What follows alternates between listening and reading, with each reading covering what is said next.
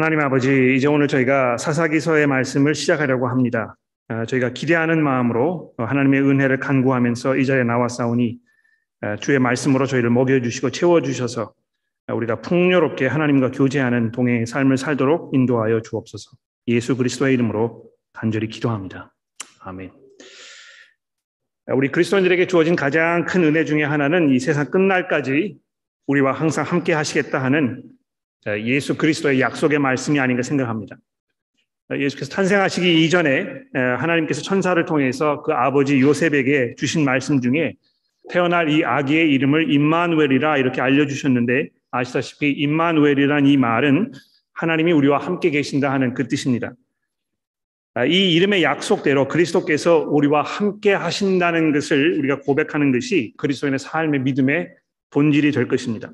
우리가 비록 육안으로 그리스도를 보지 못하고 또 그분의 음성을 귀로 직접 듣지 못하지만 신약의 저자들이 계속해서 우리에게 뭐라고 말씀하고 있습니까? 우리의 믿음으로 말미암아 그리스도께서 우리 마음에 계시기를 내가 간구한다, 이렇게 에베소서 3장에서 바울 사도가 이야기했습니다. 또 그리스도께서 우리 안에 계신다고 증거하면서 그분을 우리의 영광의 소망이라고 이렇게 설명하기도 하였던 것입니다. 또 예수께서도 직접 이 성령을 보내셔서 우리와 함께 거하시도록, 그래서 우리가 고아와 같이 버림받는 것처럼 이 버림받은 상태로 남아있지 않도록 하겠다고, 우리에게 오시겠다고 예수께서 요한복음 14장에서 약속하지 않았습니까? 그래서 이 그리스도인의 삶은요, 이 주님과 동행하며 그분의 은혜 안에서 보호하심과 인도하심을 누리면서 그분의 능력으로 늘 강건하게 사는 삶이라고 성경이 우리에게 약속해주고 있는 것입니다. 근데 이런 약속과 매일 우리가 겪는 삶의 실체 사이에는 약간의 또는 상당한 괴리감이 느껴지는 것이 비단 저만의 문제는 아닐 것입니다. 과연 예수께서 약속하신 대로 그분께서 나와 함께 하시는 것인가 의심하게 되는 그런 상황과 일들이 꼬리에 꼬리를 물고 일어나게 되지 않습니까? 일이 잘 풀리지 아니한다거나 또는 어려운 상황이 자꾸 꼬이면서 마음이 더 무거워지거나 근심과 염려만 쌓여가는 경우를 우리가 종종 경험하게 되는데요. 아마 이 자리에 앉아 계신 여러분들 중에도 지금 그런 상태로, 그런 마음으로 이 자리에 계시는 분들이 있을 것입니다. 예수께서 나와 동행하신다고 해서 과연 내게 무슨 실제적 혜택이 있는가? 남들은 늘 그 은혜를 풍성히 누리면서 감사와 기쁨이 넘치는 생활을 한다고 하는데 왜 나에게는 그런 경험이 없는 것인가? 내가 뭘 잘못하고 있는 것인가? 예수께서 사람을 차별하시는 것은 아닌가? 누구는 사랑하시고 누구는 관심을 주지 않는 것은 아닌가? 이런 질문들이 머릿속에, 마음속에 계속 꼬리를 물고 일어날 수 있는 것입니다.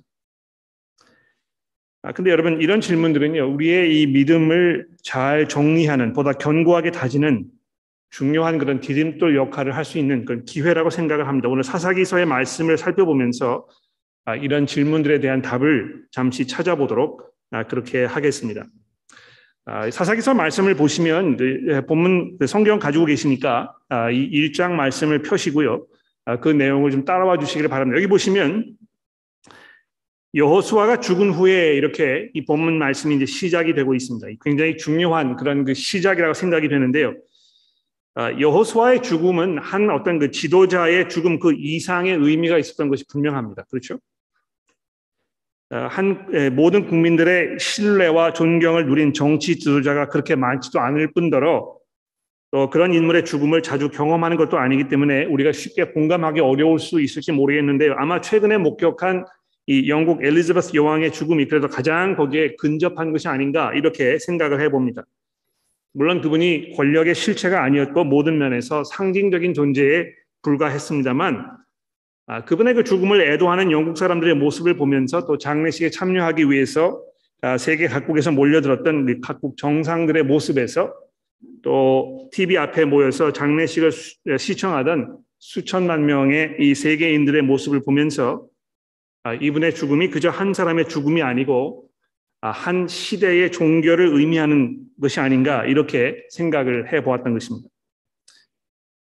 여러분, 그 한 시대가 접는다 하는 이 표현이 물론 어떤 그 새로운 시대를 알리는 그런 긍정적인 면이 있을 수 있겠습니다만 어떤 그 찬란한 과거에 대한 향수를 불러일으키거나 또는 예측할 수 없는 미래에 대한 불안감을 가져다 줄 수 있기 때문에 그게 항상 긍정적인 것만은 아닙니다. 그렇지 않습니까? 여호수아는 위대한 영도자여 영적 리더여 가장 위대한 선지자였던 모세의 뒤를 잇는 그런 단순한 후계자 정도가 아니었던 것입니다. 여러분 그 여호수아서 4장의 말씀을 들어보십시오. 여호와께서 모든 이스라엘의 목전에서 여호수아를 크게 하심에 그가 생존한 날 동안에 백성들이 그를 두려워하기를 모세를 두려워하였던 같이 하였더라 이렇게 되어 있습니다. 그러니까 그는 이 모세의 어떤 그 분신과 같은 존재였다는 것이기 때문에 여호수아서가 죽었다는 이 말은 과연 이스라엘이 여호수아 없는 상태에서 어떤 운명을 맞을 것인가 하는 이런 그 실존론적인 문제를 지금 우리에게 던져주고 있는 것입니다. 물론 리더가 없어도 하나님께서 얼마든지 그 택하신 백성을 보살피고 인도하실 수 있는 분입니다만 하나님의 보호와 인도는 거의 대부분의 경우에 그 택하신 리더의 역할을 통해서 이루어지는 것을 우리가 종종 보기 때문에요. 여호수아와 같은 지도자가 없이도 이 백성이 과연 잘 해낼 수 있을 것인가 하는 이런 염려가 생기지 않을 수 없는 것입니다. 물론 그 교회를 우리가 살펴보았을 때 교회가 목사 한 사람의 어떤 그 의해서 좌지우지되는 것은 아닙니다만 교회 안에서도 우리가 비슷한 상황을 종종 목격하게 됩니다. 교회를 오랫동안 이끌던 담임 목사가 은퇴를 한 후에 그 교회가 새로운 지도자를 이렇게 모셔오는 그 과정에서 또 온 후에 그 후에 큰 혼란 속에 빠지거나 또 교회 전체가 와해되는 그런 불행한 그 상황들을 우리가 종종 목격하게 되지 않습니까? 리더십이 한 사람으로부터 다음 사람에게 전수되는 이 과정의 모습 속에서 전임 리더가 얼마만큼 그 교회를 잘 훈련시키고 얼마나 성숙한 모습으로 교회를 준비시켰는지 드러나게 되는 것인데요. 우리 교회는 앞으로 어떤 모습으로 다음 목회자를 맞을 것인지에 대해서 아마 여러분들이 미리 잘 준비하셔야 될 것이고 또 그것이 제 책임과 역할이라고 생각을 합니다.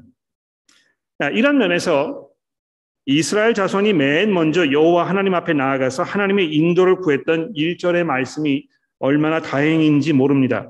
광야에서 40년 동안이나 떠돌이 생활을 하던 이스라엘 백성들이 여호수아의 인도하에 마침내 요단강을 건너서 약속의 땅인 가나안 땅에 들어온 후에 그 땅을 각 지파별로 분할하고 이제 각 지파들로 하여금 그 분할된 구역을 차지하는 이런 그 작전을 치러야 하는 이 중대한 이 시기에 그들이 우선 하나님께 나와서 하나님의 인도를 구하는 이 모습이 여호수아가 그동안 얼마만큼 백성들을 잘 훈련시키고 준비시켰는지에 대해서 매우 희망적인 그런 기대감을 불러일으키는 것입니다.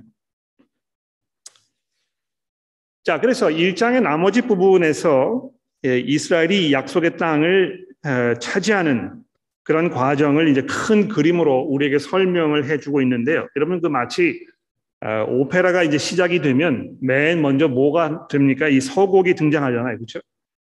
이 오페라의 전체적인 내용이 어떤 것인지 또 이 음악적 색깔과 흐름을 우리가 어떻게 기대할 수 있는지 짧게 정리를 해가지고 한 번에 다 들려주는 그 역할을 하는 것이 이제 서곡이라고 이야기할 수 있는데 1장과 다음 주에 살펴볼 2장의 말씀에서 우리가 이 사사기를 통해 어떤 그 내용을 기대할 수 있을지 마치 서곡을 듣는 것과 같은 그런 느낌을 받게 되는 것입니다. 그런 면에서 2절에 있는 이 말씀이 굉장히 중요한 의미를 담고 있지 않습니까? 여호와께서 이르시되 유다가 올라갈지니라 보라 내가 이 땅을 그의 손에 넘겨주었노라 이렇게 말씀하셨습니다. 하나님께서 오래전에 적어도 400년이라는 시간 이전에 그들의 조상 아브라함에게 약속을 하셨었는데요. 그 약속을 잊지 아니하시고 또 그 마음을 바꾸지 아니하시고 약속하셨던 대로 이 땅을 넘겨주시겠다 이렇게 재확인하고 계시는 것입니다. 여러분 그 이스라엘의 입장에서는 이것보다 더 큰 위안이 아마 없었을 것입니다. 사람은 늘 변하게 마련이어서 누구나 이 한결같은 마음을 갖기가 쉽지 않습니다. 세월이 흐르고 상황이 바뀌면 이해관계가 복잡해지고 또 도무지 변치 않을 것 같았던 이 우정에 금이 가거나 또 심지어는 이 부부관계에서도 미묘한 감정의 차이가 생기지 않습니까? 그런 면에서 한결같은 분이라 하는 이 칭찬은 아마 우리가 누구에게 할 수 있는 최고의 칭찬의 말이 아닐까 이렇게 생각을 합니다. 하나님께서 이 신실하신 분이다. 이 신실이란 말 무슨 말입니까? 믿을 만한 분이라는 것이잖아요. 그렇죠? 그러니까 이 어디로 튈지 모르는, 그래서 항상 불안한, 내가 이 사람을 만나면 오늘은 이 사람은 어떤 기분일까? 이거 항상 우리가 생각해야 되고 그분의 기분에 맞춰줘야 되고, 그래서 어제 했던 이야기와 오늘 이야기가 좀 다르고, 이런 분과 같이 사는 것은 굉장히 고통스러운 일입니다. 그렇지 않습니까? 또 교회에 오셨을 때도 마찬가지인 것 같아요. 이 교회에 같이 있는 교우분들 중에, 같이 성경 공부하는 이 그룹에 계시는 분들 중에 어디로 튈지 모르는 분들이 계시면 굉장히 어렵잖아요. 그렇죠? 그러나 한결같은 분, 무슨 상황을 만나든지 무슨 경우든지 간에 오랜 세월 동안 변함없이 한 모습을 보여주는 이것이야말로 경건함의 근본적인 모습이 아닌가 생각하는데, 그게 당연한 일입니다. 왜 그렇습니까? 하나님께서 신실하신 분이시기 때문에 그런 것입니다. 이 19절 말씀에도 보시면 여호와께서 유다와 함께 계셨으므로 그가 산지 주민을 쫓아내었다, 이렇게 다시 강조를 하고 있는데요. 하나님께서 약속하셨던 것대로 유다와 함께 동행하셨으므로, 바로 이것이 유다 사람들이 성공적으로 그들에게 할당되었던 그 지역을 평정하고 차지할 수 있었던 그 근본적인 이유가 되는 것입니다. 하나님께서 그들과 함께 하셨기 때문에. 여기서 1장이 다시 가장 먼저 유다 지파를 언급하고 있는 사실을 잠시 주목을 해볼 필요가 있겠습니다. 아시다시피 이스라엘이 야곱의 12아들을 시조로 해서 12지파로 구성되어 있지 않았습니까? 그러니까 순서대로 한다면 야곱의 그 장자였던 아마 루벤을 시조로 한 이 루벤 지파를 하나님께서 맨 먼저 지목하셨어야 됐을 것입니다. 그런데 하나님께서 예상을 뒤엎으시고 넷째 아들 유다와 또 그의 후손을 지목하셔서 가나안 정벌의 이 선봉장으로 삼으신 것입니다. 이 굉장히 이상하지 않습니까? 물론 창세기부터 차근차근 성경을 읽어오신 분들이라면 하나님의 이런 결정이 예상을 뒤집는 결정은 아니었습니다. 하나님께서 이미 앞서 여러 번 장자로 태어난 형보다는 자격이 없는 동생을 지목하시고 그들을 들어서 영광을 누리게 하셨던 그런 일들이 여러 번 있었기 때문입니다. 그러니까 이런 모습에서 우리는 이 하나님의 은혜를 누리는 것이 어떤 그 출생적인 자격이 되었기 때문에 당연한 것으로 차지하게 되는 것이 아니고, 오직 전적인 이 하나님의 선택에 의해 주어지는 특권임을 깨달아 알게 되는 것인데요. 하나님께서 특별히 이 유다 지파를 지목하시고 또 그의 후손들에게 이런 특별한 은혜를 베푸셨다는 것은 나중에 이 유다 지파에서 이스라엘의 가장 위대한 왕이었던 다윗 왕이 태어났다는 것과 또 유다 지파와 야곱의 막내 아들 베냐민의 후손 베냐민 지파로 이루어진 남왕국 유다만이 역사적으로 보존되었다는 사실, 그리고 무엇보다도 메시아로 오신 예수께서 유다의 후손으로 태어나셨다는 사실에서 우리가 주목해 볼 필요가 있는 것입니다. 그러니까 이 1절에서 21절을 쭉 읽어보시면 이 하나님의 특별한 섭리 가운데에서 유다 지파가 이 가나안 땅 점령 작전을 얼마나 성공적으로 수행했는지에 대해서 우리에게 설명해 주는 것임을 잘 알 수 있습니다. 그런데 여러분, 이 내용을 이미 살펴보셨기 때문에 아시겠습니다만, 여기 이제 보시면 4절과 8절에서 그리고 11절에서 15절에 두 가지 특별한 이 에피소드가 설명이 되고 있지 않습니까? 잠시 여기 한번 주목을 해보도록 할까요? 4절에서 8절에 보시면 이 아도니 베색이라는 가나안 지역을 다스리던 한 왕의 이야기가 소개되어 있습니다. 또 11절에서 15절에 보시면 여호수아와 함께 여리고 섬을 정탐했던 이 갈렙이라는 인물과 또 그 집안 사람들에 대한 이야기가 소개되어 있는데요. 첫 번째 이야기를 한번 주목해 봅시다. 여기 보시면 아도니 베색이라는 사람이 등장하는데, 이 사람은 지금으로 말하면 히틀러라든지 스탈린이라든지 김일성과 같은 잔인무도하고 포악하기 그지없는 폭군이요 독재자였던 것입니다. 그 7절에 보시는 대로 그가 자기 스스로에 대해서 실토했듯이 옛적에 자기가 이 70명의 왕들을 그들의 엄지손가락과 밤지발가락을 잘라버리고 내 상 아래서 먹을 것을 주워 먹게 하였을 만큼 아주 잔인하고 악독한 이런 비열한 인간이었던 것을 우리가 보게 되는데요. 이 사사기 저자가 아무래도 이제 이 사무엘 선지자가 아니었을까 생각이 되는데, 이 사사기의 저자가 이 인물을 가장 먼저 언급하는 데는 굉장히 그럴 만한 이유가 있습니다. 모든 면에서 이 가나안 사람들의 기본적인 성향을 대표하는 그런 인물이었기 때문에 그런 것입니다.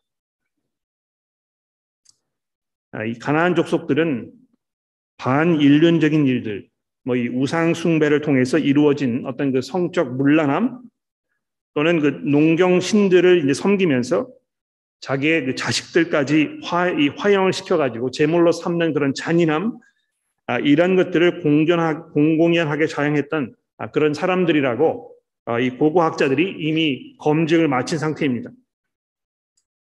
그들은 그저 자신들의 삶에 몰두하면서 남들에게 해를 끼치지 않고 평화롭게 살던 그런 사람들이 아니었던 것입니다. 여러분, 마치 호주 원주민들이 영국 사람들 들어오기 이전에 아주 평화롭게, 조화롭게, 행복하게, 풍요롭게 살고 있었는데, 이 영국 사람들의 침략을 통해서 강제 점령당했다, 이제 이렇게 많은 사람들이 생각하고 있어요. 그러나 적어도 제가 알기로는 이 호주 원주민들의 역사가 우리가 생각하는 것만큼 그렇게 평탄치 않았습니다. 그들 가운데 얼마나 잔인한, 난폭한 일들이 수도 없이 일어나는지 모른다는 것이죠. 그런데 영국 사람들이 들어오면서, 특히 선교사들이 들어오면서 그들 가운데 벌어졌던 여러 가지 반인륜적인 일들이 많이 정리되었다는 사실에 대해서는 사람들이 별로 이야기하지 않는 것입니다. 특히 이 식민주의라고 이렇게 해가지고요.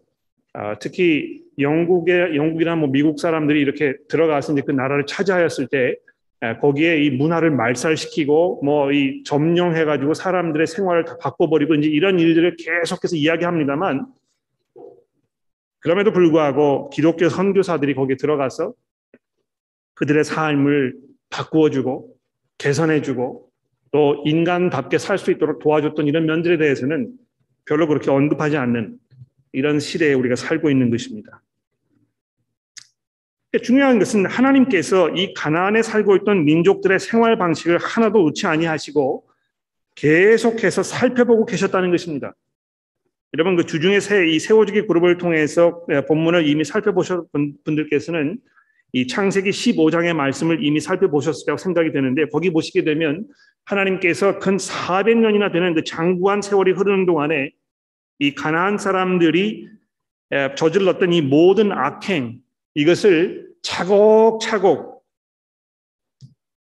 마치 검사가 치밀하게 증거물들을 모아가지고 탄탄하게 이 범인의 유죄를 입증하듯이 그들이 얼마나 이 하나님의 심판을 피할 수 없는 이 패역한 존재들이었는지에 대해서 낱낱이 밝혀두셨다가 이스라엘을 하나님의 심판의 도구로 들어 사용하셨다는 것입니다.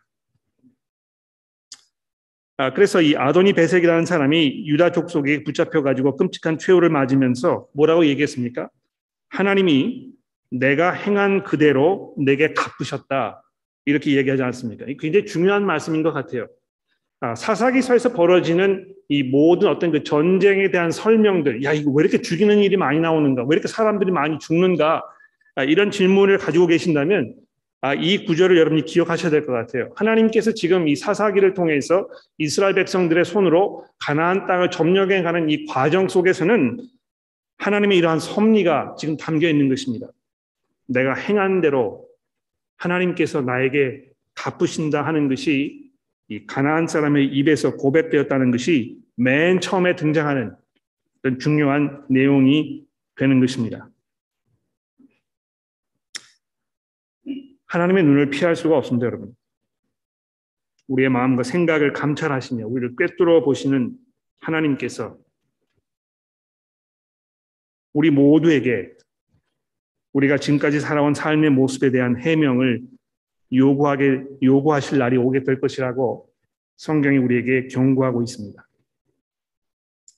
속히 회개하여 하나님께 용서를 구하지 아니하면 아도니 베셋과 모든 가나안 사람들이 겪었던 일보다 더 큰 재앙이 우리에게 임할 것이라고 성경이 경고하고 있는 것입니다.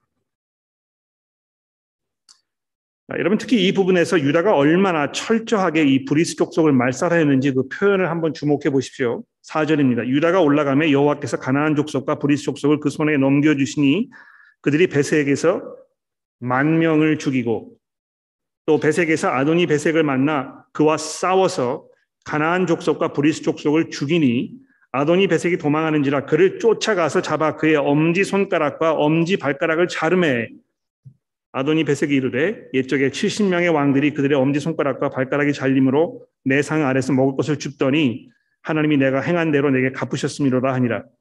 무리가 그를 끌고 예루살렘에 이르렀더니 그가 거기에서 죽었더라. 유다 자손이 예루살렘을 쳐서 점령하여 칼날로 치고 그 성을 불살랐으며, 여기 보시면 유다 지파가 얼마나 철저하게 이 하나님의 말씀을 순종하였는지 보십시오. 과하다 싶을 정도로 하나님이 너무하신다고 생각이 들 정도로 이렇게 조치를 했던 것입니다. 그런데 여러분, 하나님의 입장에서는요, 이 가나안 사람들이 앞으로 이스라엘에게 어떤 악 영향을 미칠 것인지에 대해서 이미 잘 알고 계셨던 것입니다. 잡초를 미리 제거하지 않으면 나도 모르는 사이에 마당에 잡초가 걷잡을 수 없는 상태로 이 잔디를 망쳐버리듯이 가나안 사람들의 이 반하나님적인 생각과 문화, 풍습이 이스라엘의 마음을 하나님께로부터 멀어지게 하는 이 최악의 이 비극적 상황을 불러올 것임을 하나님께서 이미 알고 계셨던 것입니다. 즉, 가나안 사람들은 이런 형벌을 받아 마땅한 사람들이었다는 것과 하나님께서 택하신 백성 이스라엘이 하나님 앞에서 성결을 유지하기 위하여 하나님께서 이렇게 극단적인 조치를 취하실 수밖에 없었던 이 상황을 우리가 이해하는 것이 중요하다는 것입니다. 그런데 여러분, 여기서 잠시 하나님과 동행한다는 것의 의미를 좀 고민해 봅시다. 하나님과 동행한다는 것은 하나님의 마음과 생각을 내 마음과 생각에 품는 것이요, 또 하나님의 관심사를 내 관심사를 하나님의 관심사에 맞추는 것이요, 하나님의 말씀을 귀하게 심각하게 받아들이고 그 말씀에 순종하는 것입니다. 그러나 사람들은 희생과 대가가 없는 하나님과의 동행을 원하고 그런 생활에 익숙해져 있습니다. 하나님께서 나와 동행해 주시되 나에게는 아무것도 요구하거나 바라거나 기대하지 아니하시고 그저 내 옆에 계셔 주시기만을 원하는 것입니다. 그저 말은 내가 일방적으로 하나님을 향해서 내 필요와 희망 사항을 표현할 때만 내뱉는 것이요, 하나님은 그저 잠잠하고 침묵하며 내 옆에 그저 묵묵히 서줘 계시기만을 바라는 것입니다. 그러나 하나님께서는 그런 하나님은 아니십니다. 그렇죠? 우리가 하나님께서 우리와 동행하시기를 기대하신다면 우리가 뭘 해야 되겠습니까? 그분의 생각을 들어보고 그분의 생각과 내 생각이 어떻게 일치하는지, 어떤 부분에서 일치되지 않는 것인지, 그래서 내가 어떤 면에서 회개해야 되는 것인지, 내가 어떻게 생각을 바꾸고 내 삶의 방향을 재조정하고 내 삶의 목적을 새로 설정하고, 그래서 내가 지금까지 살아왔던 삶의 방법과는 다르게 정말 하나님과 동행하는 그 삶을 살겠다는 이 다짐이 있어야 하는 것인지에 대해서 본문 말씀이 우리에게 말씀하고 있는 것입니다. 유다가 이 자기에게 할당되었던 이 땅을 정복할 수 있었던 그 유일한 그 근거는 무엇이었습니까? 하나님께서 동행하신 것이었는데요.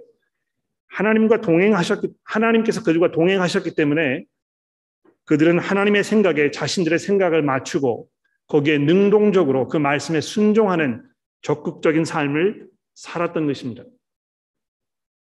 자, 근데 거기에 비해서 그 다음에 이어지는 이 22절부터 이어지는 이 스토리를 보게 되면 유다 백성들과는 반대로 이 요셉의 가문에 대해서 이제 이야기합니다. 이 요셉의 가문이라는 거는 아마 이제 나중에 남왕국과 북왕국이 갈린 후에 북왕국에 이제 10지파가 거기 소개되지 않았습니까?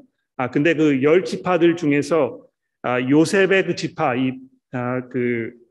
에브라임과 므낫세 지파가 이제 제일 큰 그런 지파였는데 아마 그렇기 때문에 이 요셉 가문이라 이렇게 얘기했을 때 유다와는 다른 나머지 지파들, 그렇죠? 이 지파들에 대해서 지금 이야기하는 것입니다. 실제로 쭉 살펴보시게 되면 여기 유다 지파를 제외한 나머지 지파들의 어떤 일들이 쭉 설명이 되고 있지 않습니까?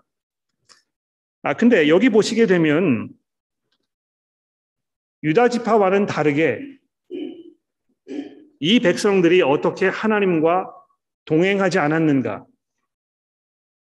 하나님께서 그들과 함께 하셨는데도 불구하고 어떻게 그들은 하나님과 동행하기를 거부하였는가에 대해서 설명하고 있는 것입니다. 여러분 그 22절에 보시면은요, 요셉 가문도 베델을 치러 올라가니 여호와께서 그와 함께 하시니라 이제 이렇게 시작이 되고 있지 않습니까? 즉 이 요셉 가문 사람들도요, 유다 가문처럼 땅을 정복하는 일에서 성공을 누릴 수 있는 모든 여건들이 다 마련되어 있었던 것입니다. 하나님께서 그렇게 하시기로 작정하셨기 때문에 하나님께서 그와 동행하셨던 것인데도 불구하고 여기 이어지는 이 모든 내용들을 살펴보시게 되면 유다 지파 사람들과 아주 대조가 되는 여러 가지 모습들을 우리가 보게 됩니다. 여러분 23절의 말씀을 보시면 이런 에피소드가 등장하지 않습니까? 요셉 가문이 베델을 정탐하게 하였는데 그 성읍의 이름은 본 이름은 루스라. 정탐꾼들이 그 성읍에서 한 사람이 나오는 것을 보고 그에게 이르되 청하노니 이 성읍의 입구를 우리에게 보이라. 그리하면 우리가 내게 선대하리라 하매 그 사람이 성읍의 입구를 가리킨지라. 이에 그들이 칼날로 그 성읍을 쳤으되 오직 그 사람과 그 가족을 놓아 보내주매 그 사람이 헷 사람들의 땅에 가서 성읍을 건축하고 그것의 이름을 루스라 하였더니 오늘까지 그곳의 이름이 되니라. 그냥 아무 생각 없이 쭉 읽어 나아가면 그냥 그랬나 보다. 이게 마치 그 여리고 성을 정탐하는 그 사건 연상시키는 그런 이야기구나. 이렇게 그냥 지나가 버릴 수 있을지 모릅니다. 그러나 이 저자가 이 부분을 얼마나 정교하게 아주 교묘하게 이거를 주의 깊게 살펴보면서 이것이 이 유다 지파의 사람들과 어떻게 극렬한 이 대조를 이루고 있는지에 대해서 자세히 살펴보도록 우리에게 좀 설명하고 있는 것입니다. 그러니까 여러분이 그냥 이거를 이 성경 이렇게 속도하신다고 하면서 그냥 막 빨리 읽어 내려가지 마시고요. 왜 이 스토리가 여기에 기록되어 있는지에 대해서 깊이 고민하시면서 이거를 자세히 살펴보실 필요가 있는 것입니다. 특히 여기 주목할 것은 24절에 보시면 우리가 내게 선대하리라 이제 이렇게 개역 개정 성경이 번역을 해 놓았는데 여기 선대한다는 말은 구약 성경에서 그 은혜를 베푼다는 헤세드, 즉 하나님께서 이스라엘 백성들을 향해 품으셨던 그 마음을 표현하는 그것을 설명하는 단어로 이렇게 되어 있는 걸 볼 수 있습니다. 하나님께서 분명히 이 땅에 들어가게 되면 이 나라 사람들 이런 식으로 대하지 말고 한 사람도 남겨두지 말고 그들이 받아 마땅한 하나님의 심판을 너희 손으로 이루라 이렇게 이야기하셨는데 그렇게 하지 않았다는 것입니다.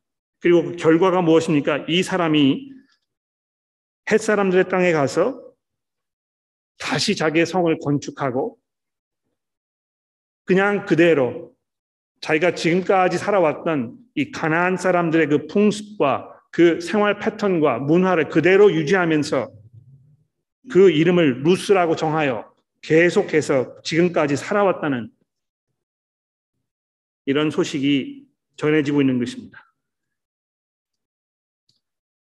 나머지 이 내용들을 쭉 살펴보시게 되면 이 여러 지파 사람들이 어떻게 그 땅을 점령하지 못했는지 또 점령했다고 하더라도 거기에 있던 사람들을 다 죽이지 아니하고 어떤 경제적인 그 혜택 면에서 그들에게 노역을 시켜가지고 노예로 삼았는지에 대해서 설명하고 있습니다.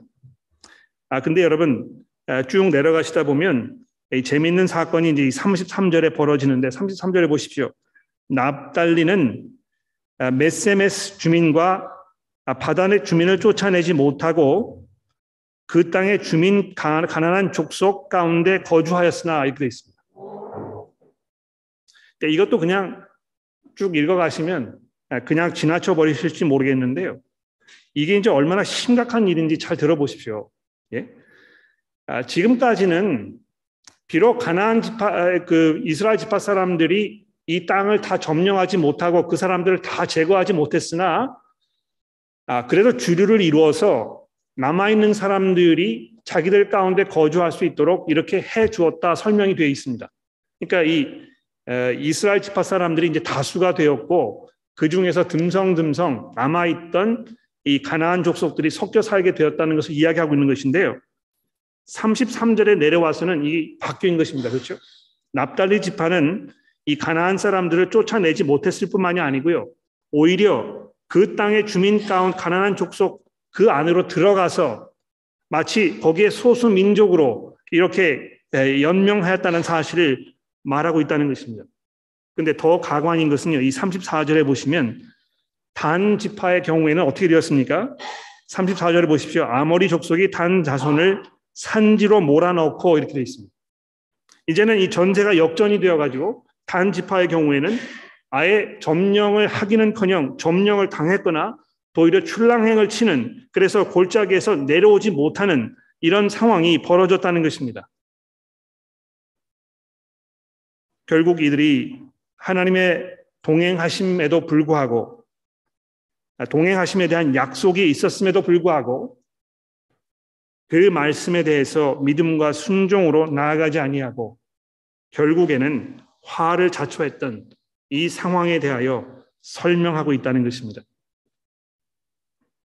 그래서 오늘 본문 말씀의 이 맨 마지막 부분인 2장 1절부터 5절의 말씀이 이런 결론을 내고 있지 않습니까? 여호와의 사자가 길갈에서 복임으로 올라와 말하되 내가 너희를 애굽에서 올라오게 하며 내가 너희 조상들에게 맹세한 땅으로 들어가게 하였으며 또 내가 이르기를 내가 너희와 함께한 언약을 영원히 어기지 아니하리니 너희는 이 땅의 주민과 언약을 맺지 말며 그들의 제단을 헐라하였거늘 너희가 내 목소리를 듣지 아니하였으니 어찌하여 그리하였느냐.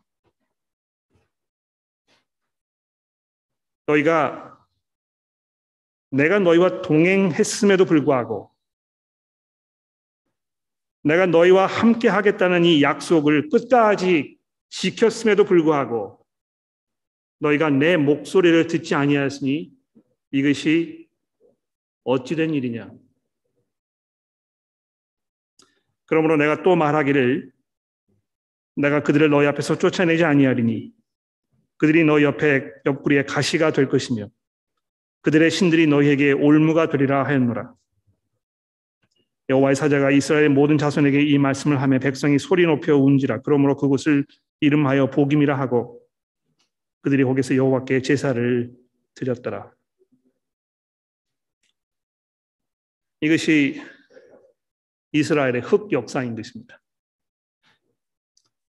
하나님의 약속에도 불구하고 하나님의 신실하심에도 불구하고 이들이 믿음으로 그 하나님의 은혜 가운데 들어가지 못하고 자신들의 생각과 자신들의 주장과 또 불순종의 마음으로 하나님의 목소리를 듣지 아니하며 자신들의 생각을 하나님의 생각에 맞추지 아니하고 자신들의 삶을 하나님의 방법으로 살지 않으려고 고집하였던 이 생각의 결과가 무엇인가? 우리가 복음을 통해서 그리스도의 은혜 안에 살고 있습니다. 내가 세상 끝날까지 너희와 항상 함께 있을 것이라 말씀하셨던 우리 주님의 그 목소리가 우리 마음 가운데 울려 퍼지지 않습니까? 내가 항상 너희와 함께 할 것이다. 그러나 주님과 동행하는 삶은 믿음과 순종의 삶입니다. 그렇죠? 그것은 우리가 그분의 말씀을 들으며 그분의 말씀을 우리 마음속에 받아들이며 우리의 생각과 마음을 그분의 생각에 맞추며 우리의 삶의 방식과 패턴이 우리 삶의 목적이 그분의 삶의 방식과 목적에 맞추어져야 하는 이 변화가 절실하게 요구되는 이런 헌신의 삶인 것입니다. 물론 우리가 엄청난 은혜를 누리면서 하나님의 보호하심과 그 능력 아래 살고 있습니다만, 그러나 그러한 삶은 여러분과 저에게 믿음과 헌신, 순종의 대가를 분명히 요구하고 있는 것입니다.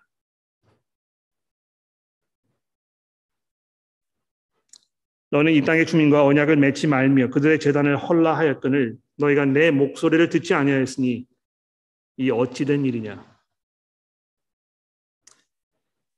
물론 여호수아 사사기서에서 하나님께서 이스라엘 백성들에게 요구하셨던 어떤 이 극단적인 조치 방법들, 칼을 들어서 이 사람들을 멸절시키는 이것이 여러분과 저에게 요구되는 것은 아닙니다. 그렇죠? 이 우리의 싸움은 혈과 육을 상대하는 것이 아니요 통치자들과 권세자들과 이 어둠의 세상 주관자들과 하늘에 있는 악의 영들을 상대하는 것이라고 사도 바울이 에베소서 6장에서 말씀하면서 여러분과 저에게 어떻게 이 전신 무장을 하고 전쟁 준비를 하고 이야기하고 있습니까? 칼을 드는 것이 아니고 말씀의 칼로, 기도의 방패로, 믿음의 투구로 우리의 이 스스로를 보호하면서 그리스도의 제자다운 삶을 살 것을 우리에게 요구하고 있다는 것입니다.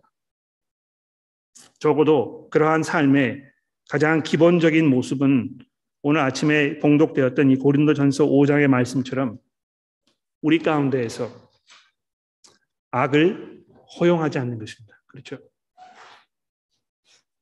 이 세상 사람들의 풍습에 우리가 휩쓸리면서 마치 그것이 정상적인 삶인 것처럼, 그것이 당연한 삶인 것처럼, 다른 사람들이 다 그렇게 하기 때문에 우리도 그런 식으로 살아야 하는 것처럼 생각하지 아니하고 이것을 낱낱이 파헤치고 돌아보면서 우리가 과연 하나님의 말씀에 순종하고 있는가를 심각하게 생각해보는 이 삶이 우리 가운데 분명히 있어야 할 것입니다. 적어도 우리가 교회로서 너희가 어찌하여 내 목소리를 듣지 않았느냐 하는 이 책망의 말씀 우리가 듣지 말아야 하지 않겠습니까?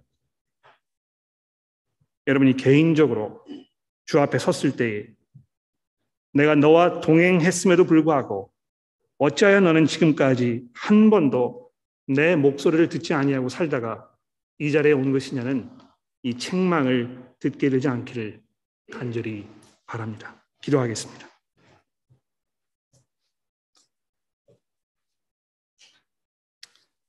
하나님 아버지, 저희가 믿음과 순종의 삶을 살기를 원합니다. 우리와 함께 하시는 세상 끝날까지 동행하시겠다는 예수 그리스도의 약속을 우리가 마음에 품고 그분을 위해서 살기를 저희가 간절히 기도합니다. 하나님이여, 그것이 저희들에게 많은 변화와 또 헌신과 희생을 요구한다는 사실을 저희가 외면하지 않도록 도와주시고 우리가 용기 있게 또 복음에 합당한 결정들을 내리며 또 복음을 위해서 사는 삶을 주저하지 않도록 저희를 도와주옵소서. 비록 저희가 엘리 선교사님처럼 우리의 삶을 접고 선교지로 나가는 그런 결정을 내리지 않는다고 하여도 우리가 처해 있는 삶의 상황에서 우리 상황에 맞게 그러나 복음이 요구하는 결단의 삶을 살 수 있도록 하나님께서 저희들을 도와주옵소서. 예수 그리스도의 이름으로 간절히 기도합니다.